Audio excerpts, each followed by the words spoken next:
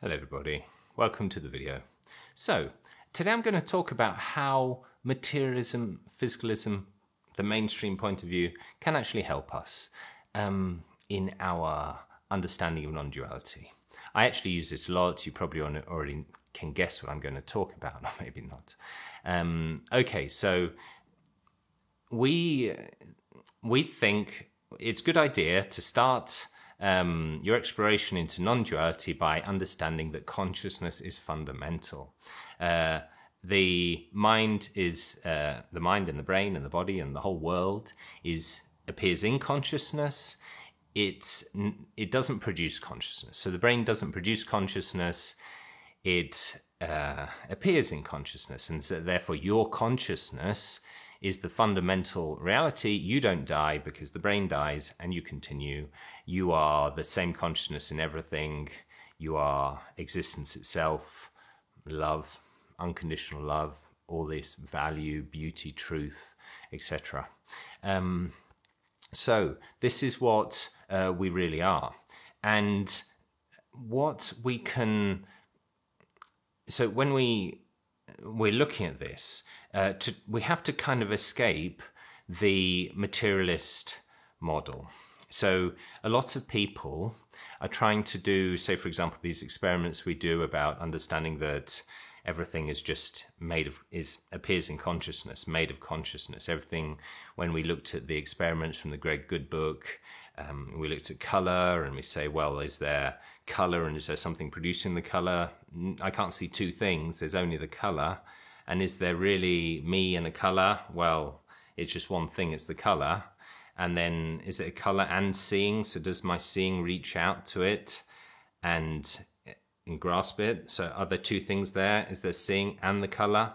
Is it possible that seeing is there before the color appears, or the color is there and then the seeing reaches out to it? If that's the case, can we tell where it was before?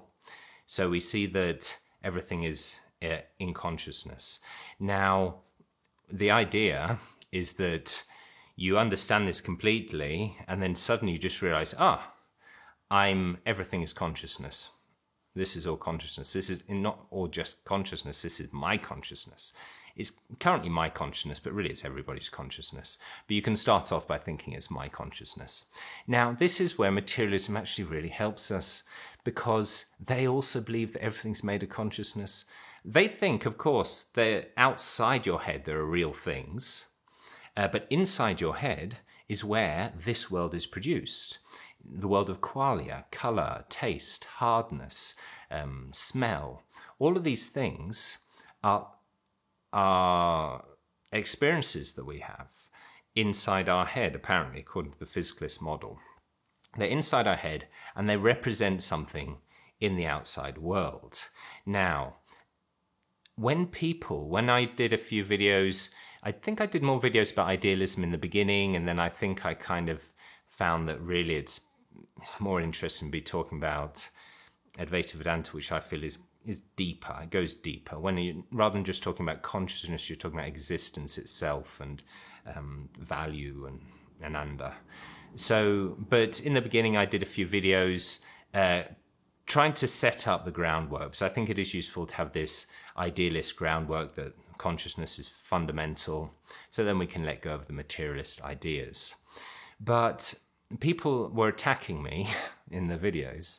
I did one about, does the brain produce consciousness? It was very early, one of the first videos I released, and it got quite popular compared to my first few videos, which had like 12 views and no likes. And but that one got lots of attention, and it was everybody trying to attack. And a lot of them, no, there wasn't everybody. There was a few people who are actually still with us now, who actually kind of defended me. Thank goodness. I did appreciate it. Now, so these people who attacked said, it's all nonsense. There is a world out there. But the thing is, when they said that, I don't know how mature they were, or maybe they just finished school and they were all full of, yeah, I'm got stuff that's my school teachers had told me. I know what reality is. I've just done a degree now, which is a good thing. Now, they are not really thinking about what their actual paradigm is. What they think, I'm almost sure, is that they're living in a naive realist world. So they really do believe that there's, a fridge that's white and there's a cable that's black, and these are outside in the real world, and that's what I'm denying. The thing is that what they really should believe, which because they claim they believe science, is that out there in the outside world, it's just kind of mostly space, some fields, and subatomic particles that have no extension in space. We infer that they exist from other things, from how they affect another particle. All of the colors, all of the sound, all of that stuff, even the concepts, governments, nations,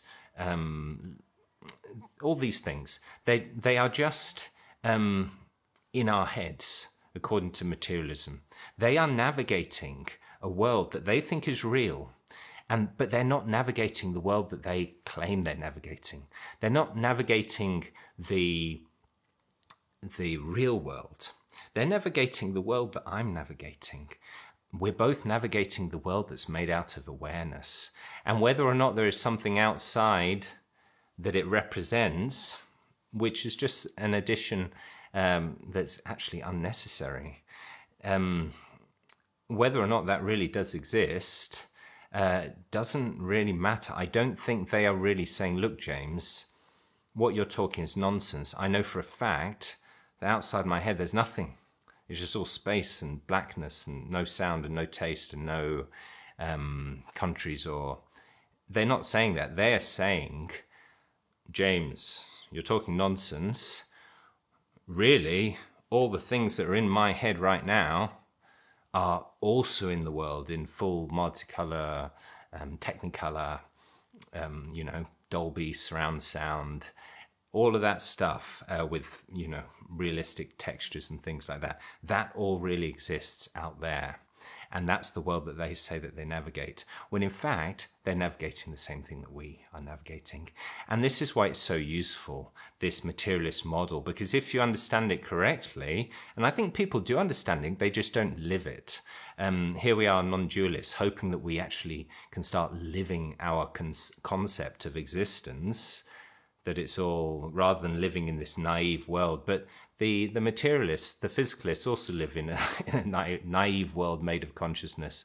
We're all sharing this same consciousness world, but it does help us to see things, to see how things are conscious, that really nothing we touch or taste is anything other than our consciousness itself.